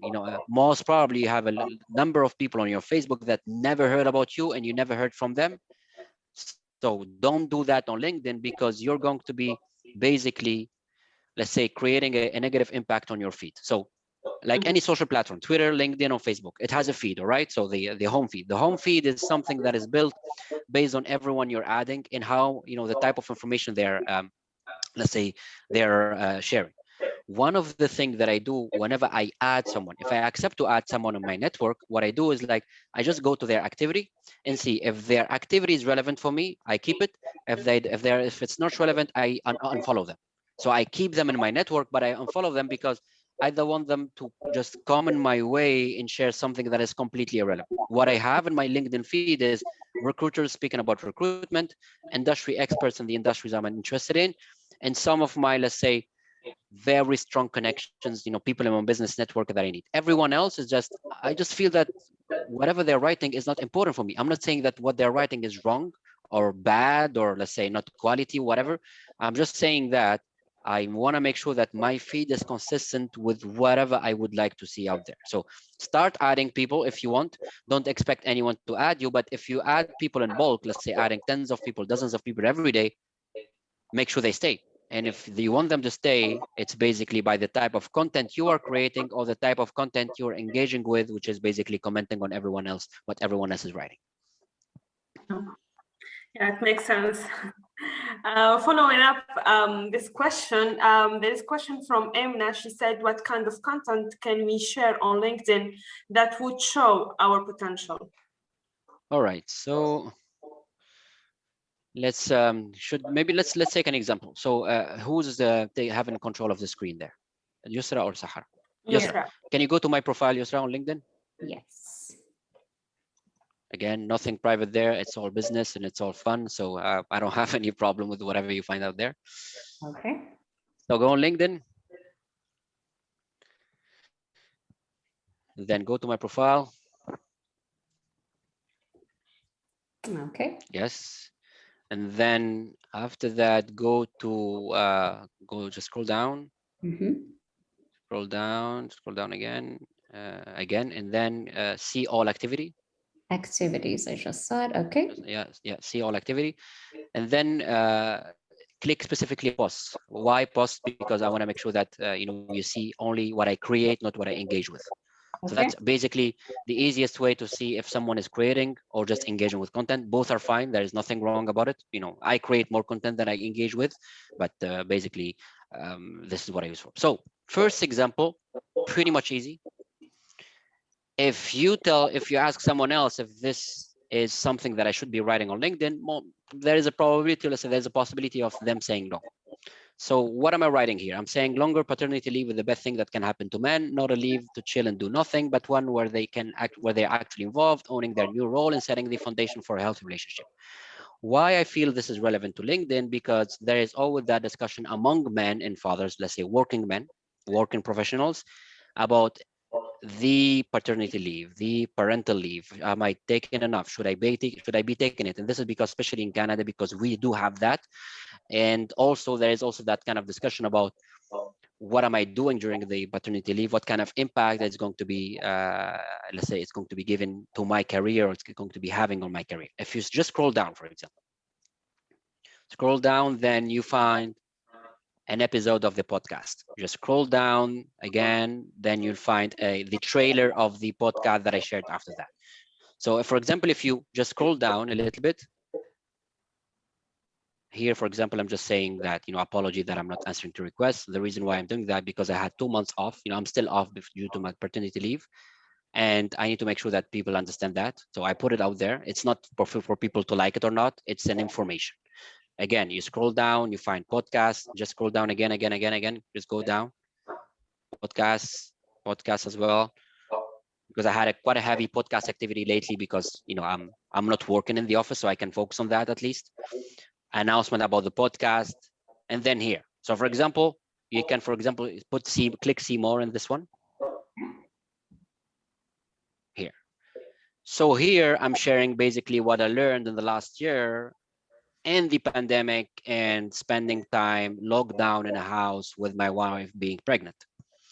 Why I feel it's relevant, because I'm sharing part of me that I feel is relevant to the audience I have. So that's why I'm telling you, you need to be the one understanding at some point, as you use LinkedIn, to understand what is it that is going to be relevant for the people following me here on LinkedIn. What do they actually want to hear?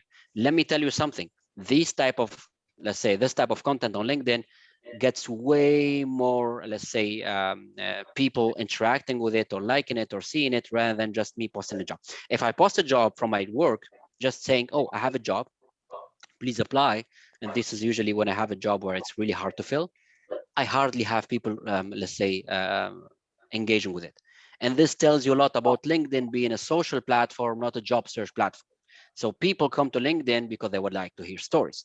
They would like to relate to people. I don't want people to relate to me. I just want people who like what I'm doing to relate to me. If people don't relate to whatever I'm doing, it is completely fine and fair because that's not what's supposed to happen. All right.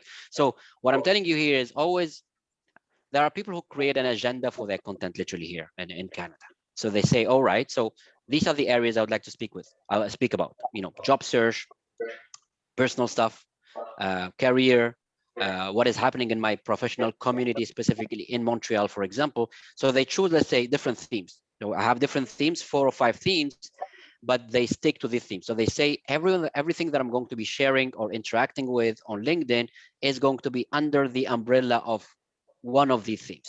And I really recommend people to do this. I'm not going to tell you to focus on one theme specifically, but if you can just write down, all right, what am I interested in on LinkedIn? Business, just business. All right. So in business specifically, am I interested in interacting with companies or people working with these companies? Am I interested to just, for example, if I'm a software engineer and I would like to work for Ooredoo, again, I just go back to that random example. Do I want to talk to software engineers in Ooredoo, or do I want to interact with everyone working on Ooredoo? Because these are 2 different approaches, because the software engineering department in Ooredoo can be really great. Everything else can be really, let's say, average. I make my, let's say, decision to join a job based on the overall environment of that company, not the specific business unit. Because if that team is having fun only and everyone else is having problems, I'm pretty sure that there are larger problems for that company to deal with. So really, for you, decide what's really important, what type of themes and topics I would like to interact with.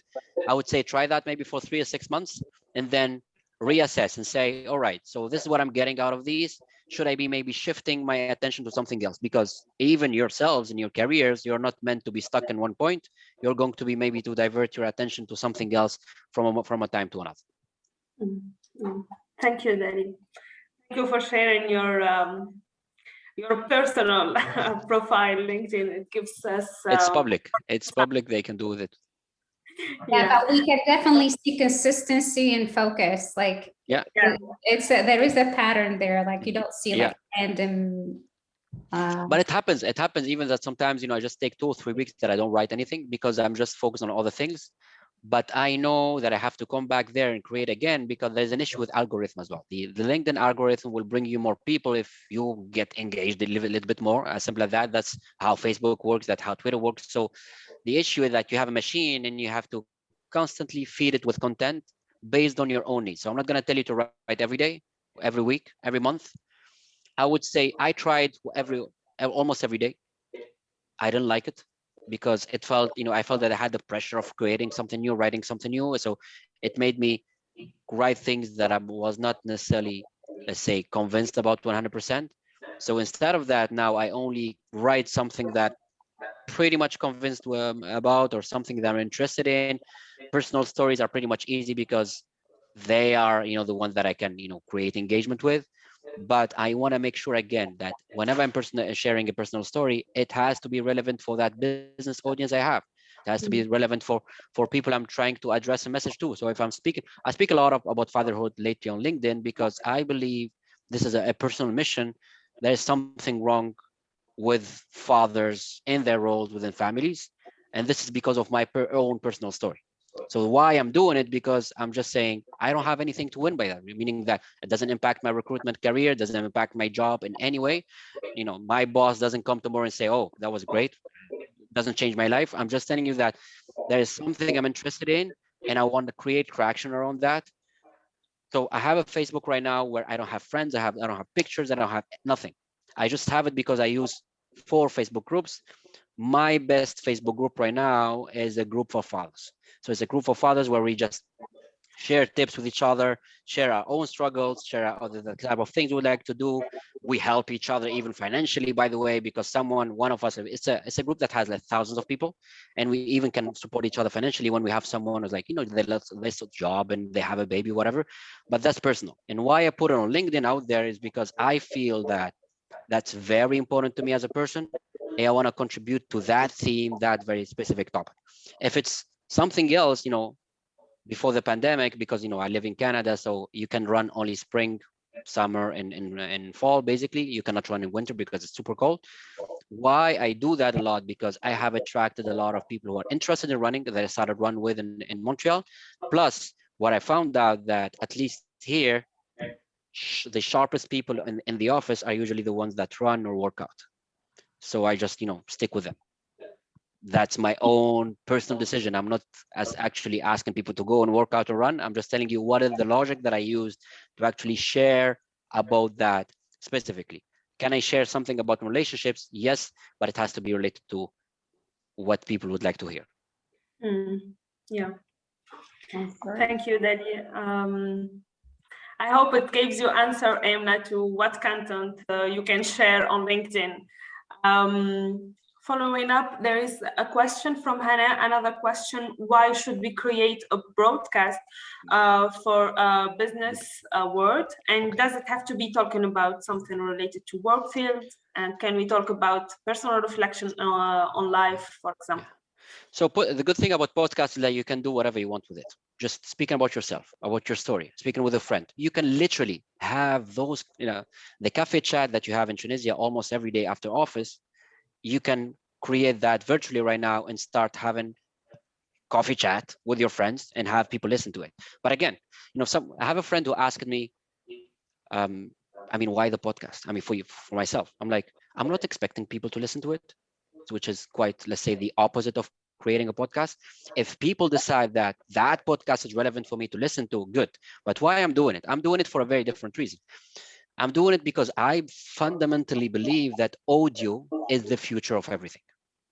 And the reason why I believe that is because who's creating, let's say, who have been having, let's say, the type of huge impact on everyday's life. Again, we can have our own discussion or let's say debate about if it's relevant or not, or if it's really good or not. Life here in North America is pretty much focused on automation and everything. You automate a lot of part of your life, literally, and you buy most of the thing that you need online. And to actually be able to do that, you need to be talking to a machine by typing, by requesting, by inputting things or whatever. But there is an increasing demand for audio input.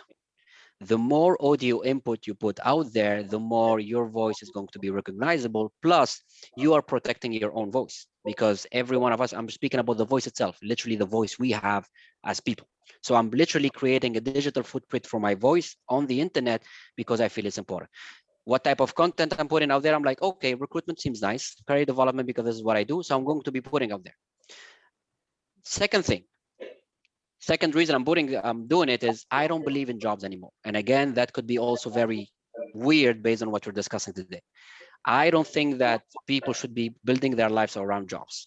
Today, there is a report by PricewaterhouseCoopers in the US that says it was published in 2018, and it was saying that by 2025, 2030, 75% of technical jobs in the US are going to be contract based. So just consulting, you come for a month, 3 months, 6 months, whatever, meaning that there is a greater instability in terms of having a long-term job. I don't like to have a job, for a very long time, because I have at least I have a real perception of what HR and finance do with jobs within companies. So I understand that to actually make money out of your career, you need to be moving. Again, I don't want people to be convinced by this. I'm just telling you what I believe in. That's another thing. So I do that because I know that at some point, maybe there is no job for me, literally. Like, even if I'm really super skilled in any market I'm interested in, there is no job. So what am I doing to actually cover my financial needs? To cover my financial needs, I'm actually doing multiple things at a time, which is my job right now, but I'm trying to get rid of it. And let's say, my idea is to be retiring by 2024, which is being 40 years old, is completely retiring from the corporate world, just to be doing things by myself. So what I'm doing on the side, so I started learning about investing since 2019, and I built a revenue stream for that. Why I started a podcast? Because by Spotify, which is the major, let's say, podcast player in the industry, not just as a platform, started monetizing podcasts in the US. The next country is going to be Canada. So once they come to us in a few months, I'll have enough content and enough audience to start monetizing the podcast. And what is monetizing podcast? Literally putting advertising in my own podcast, like YouTubers do. Like you watch YouTube videos and you see the ads coming every now and then because they monetize the video. So I look at that as let's say as a revenue stream, so I can get money out of it. So revenue stream as podcast, the revenue stream as investment, the revenue stream as a job, and until one day I get rid of it, or someone just tells me, you know what, we don't need you anymore. And the last one is going to be the business that I have right now. So I have a business in career development and analysis. I help people find jobs. You know, I focus in the market, as I said. And to actually build a stream of clients for that business, one of the things that I use is the podcast. So when people listen to my ideas in the podcast, they can have that very first perception of saying, oh, this guy says something that makes sense maybe for me. So instead of advertising on Instagram and saying, oh, come and buy from me, I'm basically building a warm, let's say, pipeline of potential clients through the podcast. But to actually be able to do it constantly at some point, I need to create enough audio content. Same for anyone else. So I think the podcast trend is catching up in Tunisia, and I've seen really good podcasts, and I don't know if you guys are listening to some of them, in anything, be it, let's say, influencers from Instagram, business people, people from marketing, anyone.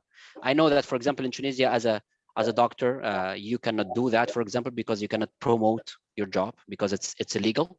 But other than that, if you have any information to share it with people, find some structure. Of course, you need to be able to convey a certain message in a way and start doing it. Start doing it. There'll be literally maybe 1 or 2 people listen to the first episode. Maybe there'll be 10, there'll be 100. My point right now, so last week I reached 100 people listening to the podcast. My point right now is I should be reaching the point of 1 million in 3 years from now. And 1 million, if I only take literally 0.1% of them as clients, that creates a huge revenue that with which I can replace my job. So I'm not running a podcast because I would love to speak in online or having a microphone like this one, for example. No, I'm just using it because I see money out there as an opportunity. And this is basically by the fact that I've read a lot about podcasts and I've seen what major internet influencers are doing. If you look at the most, I'm not speaking about the local influencers, you see, let's say global influencers on their websites, most of them, they're promoting first and foremost the podcast.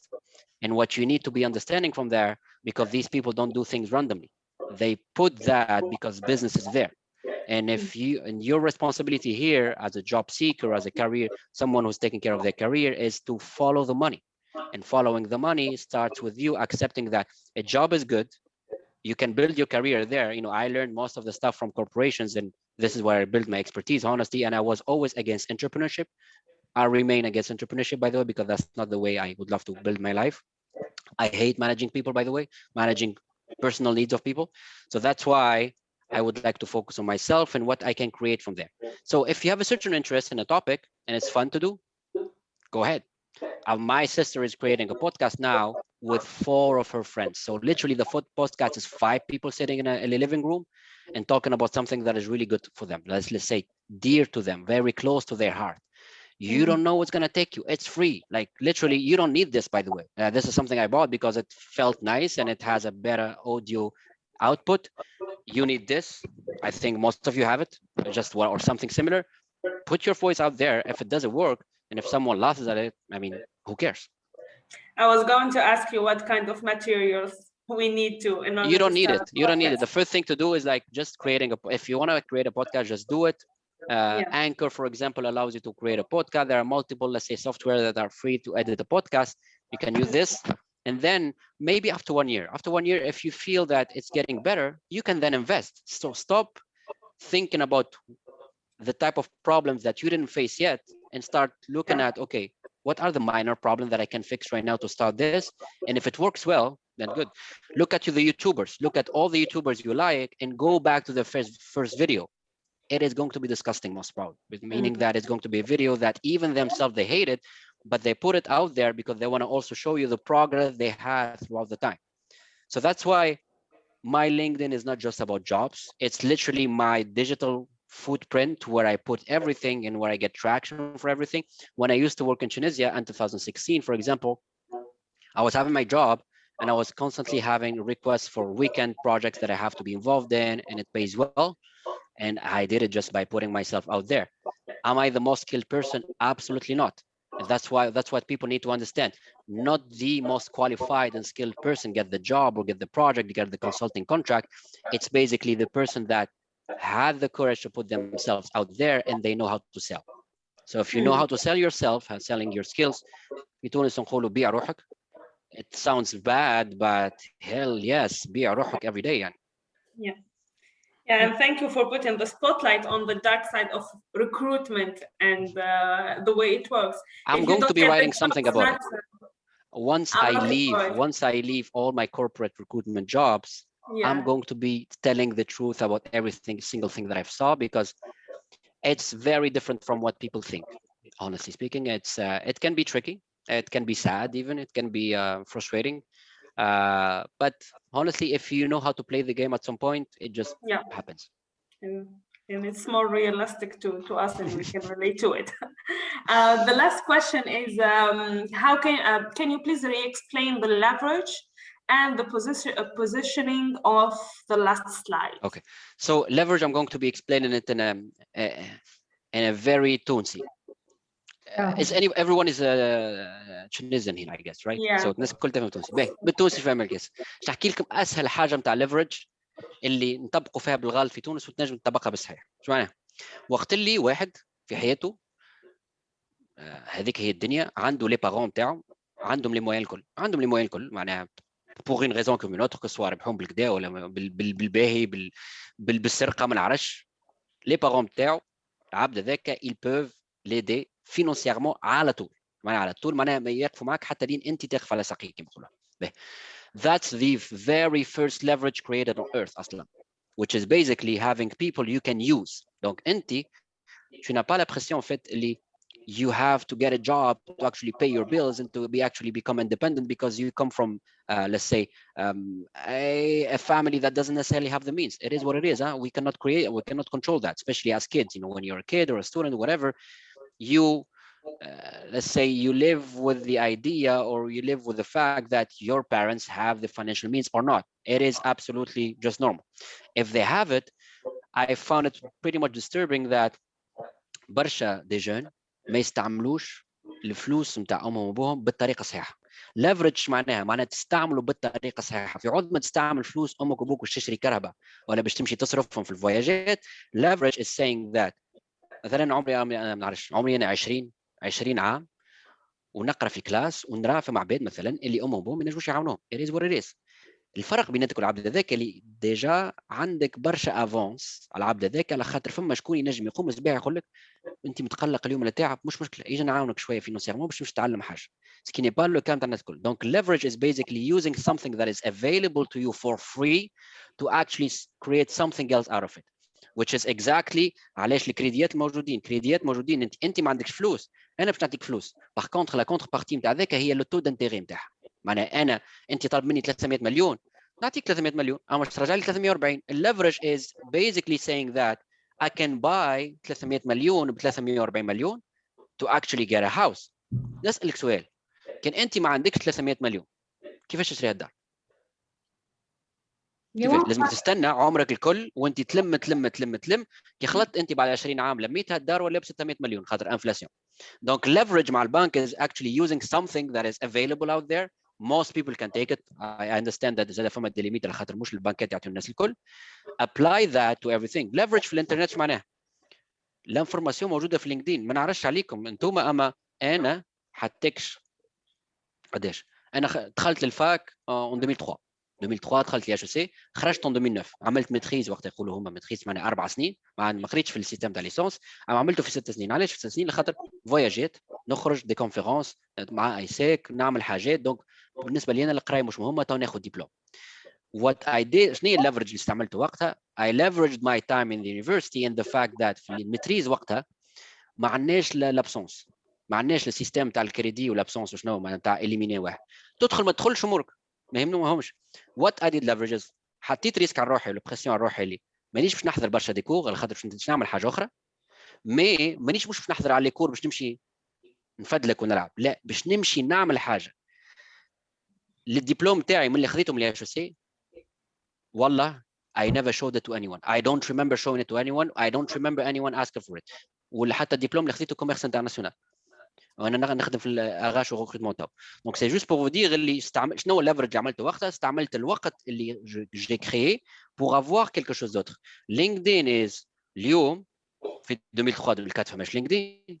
انا في الفاك انا حتى اللي خرجت من الفاك ما فماش سمارت فون، ما نعرفش كيف بالكم ولا راهو 2009 2008 ما فماش سمارت فون في الكلاسات راه سا نيكزيست با مش ما سا نيكزيست با اصلا.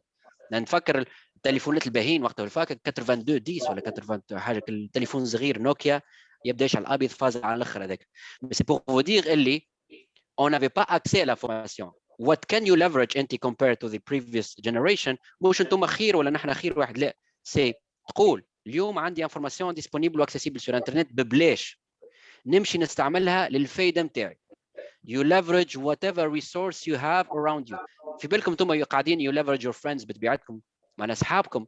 شنو هم الكلوز فريندز اللي يقول انت عندي صاحب يوقف معايا وقت الضيق واحد. You literally leverage someone. نتاع واحد جاي عاونك كسوه بالفلوس بالكلمه الطيبه وقف معاك هز معاك نحى معاك اللي هو leveraging is basically looking around you and saying هما لي ريسورس اللي عندي فينانسيير بيرسونيل هيومان لوجيستيك اللي هما كيفاش نستعملهم باش نخلق منهم حاجه اخرى. خاطر مش تستعملهم باش تعمل منهم شيء. كيما نرجعوا للاكزومبل تاع فلوس كي انا ناخذ 100 دينار من عند ان بارون باش نصرف 100 دينار that's not leveraging. Leveraging is going to take that 100 باش تنفستيها في knowledge سبيسيفيك ولا باش تخرج منها 10,000 فمن بالبلاصه ال 100 ولا 110,000. That's basically leveraging money. And breaking news, if you don't use leverage you don't really create financial stability في حياتك. علاش؟ على خاطر نهار اللي باش تفيق اللي the biggest obstacle for any عبد في العالم مش حتى في تونس اي عبد في العالم اللي understanding leverage literally حياتك تنجم تبدل. على خاطر باش تفهم اللي الفلوس مش معموله باش تتصرف. لي ريسورس صحابك مش معموله باش تصرف. ما تصرفش صحابك انت. you make sure that you take something from them to create something better so you can redistribute it later on. اللي يسال السؤال ينجم يقول اي ولا لا فهم ما نعرفش. سي هنا وين هنا ما نعرفش كم زلت هنا. يس فهمتها سبب. Great. I'm a big fan of leverage. It's creating. It's a North American concept I think. أنا تعلمت هنا بالحق. No, it's amazing. Especially in real estate, how you can borrow money and buy something and sell that property and make crazy exactly. amount of money. Yet you brought zero to the table. You just had that mindset and the courage to go for it. Et surtout le courage, voilà. C'est the courage and accepting risk because leverage comes with a certain risk sometimes, especially when it comes to money. Yeah. If you're comfortable with that, and my first investment was leveraging a margin account. I learned everything to get there, and I'm pretty much thankful 100% of making that decision. I'm like, this actually works. Yeah. This is great.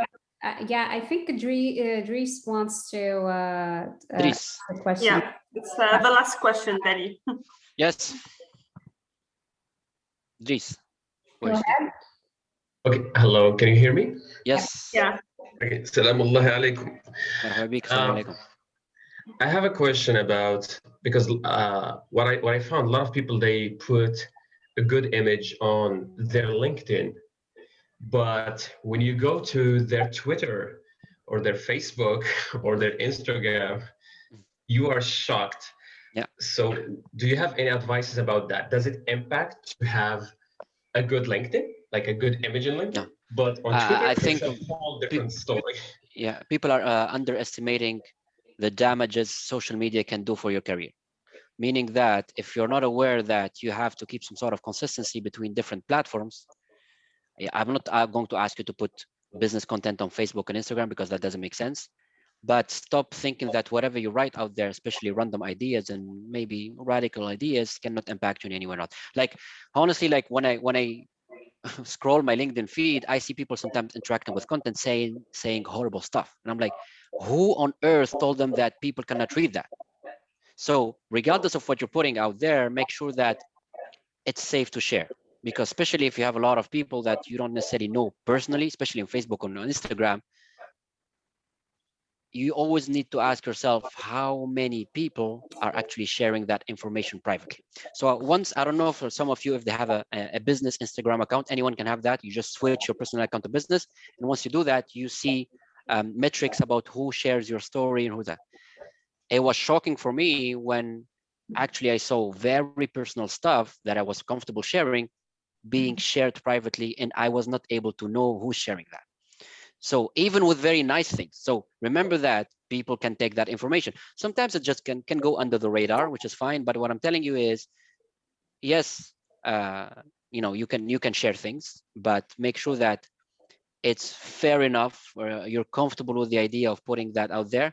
I worked in a company in the first year in 2016 here in Canada, and they were testing a software, which is basically a web scraping data company, which basically, yeah, we let's say link it to the career, to the job platform we have, and then when people apply to jobs, it literally goes all over the internet and brings us all their social media platforms, including the information that could be private. They shared it privately. All right.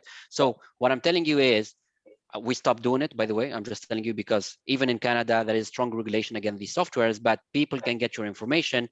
There's something that someone told me back home in Tunisia, someone I believe as the influencer of the internet in Tunisia. I don't want to share their names. And he told me, internet never forgets. It's not his own sentence, of course, but internet never forgets. You start with that idea, and then at that point, you understand that what kind of content you're comfortable putting out there.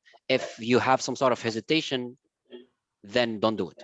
Whenever you're writing something and you're hesitating if it's good or not, not good or not, if it's fair enough or not, or if it's legit or not, don't do it. You share only whenever you feel comfortable doing it, just to make sure that if people will look for your name on social media platforms. I don't do it honestly, because I feel that if I'm speaking to a candidate, I want to make sure that I don't have any kind of, let's say, judgment or idea regarding whatsoever they're sharing. People are people, I'm not comfortable for people to do that with myself. Why should I be doing it with some other random person? So just don't do it, and make sure that if something is really uncomfortable for you on Facebook and Instagram, just don't do it. Yeah, I agree.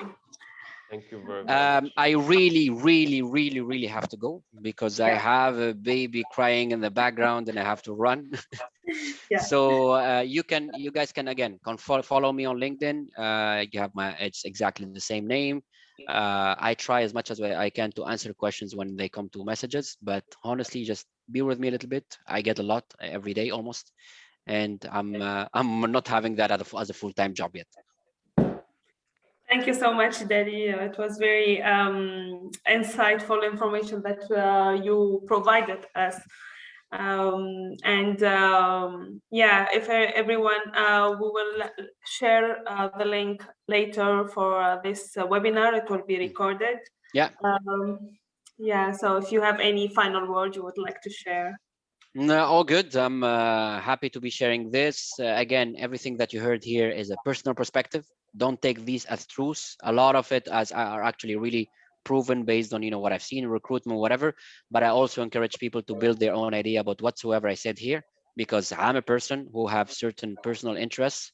I focus on certain things, and I cannot answer basically on behalf of someone working in finance or marketing, but I know a lot about the market. Yeah. Thank you so much. Yusra, if you have a final word. Really pleased with the session and all the content that has been shared. One thing that I want to put out there is that if you need a referral for a job anywhere in the world, please reach out to us, because we have a great professional network with twins that are everywhere. So we can make sure that even if you don't get that referral من الأول, you might have insider tips as far as like the company culture, what they want, what they're looking for, and which can make or break your interview. So that's definitely something we offer. We also offer resume reviews and all that. So we're definitely here for you, and spread the word that Open Minds Project does offer a lot of services for twins who are looking for career advice and building a good network. I appreciate Mohamed Ali your time, and for the baby. It's a race every day. It's a race. I bet it's just life changes a lot from a person perspective. Once you radically, your brain gets rewired. So yeah, make sure to fix your job problems before having kids, because you're going to have your attention somewhere else. Yeah, I gave that tip 2 days ago. Good. All right. Make sure you get your LinkedIn to a good spot before having. Yeah. Okay. Thanks everyone. Thank you all. Here, Slema, we will send you the recording link. Bye bye. Ciao. Bye. Bye.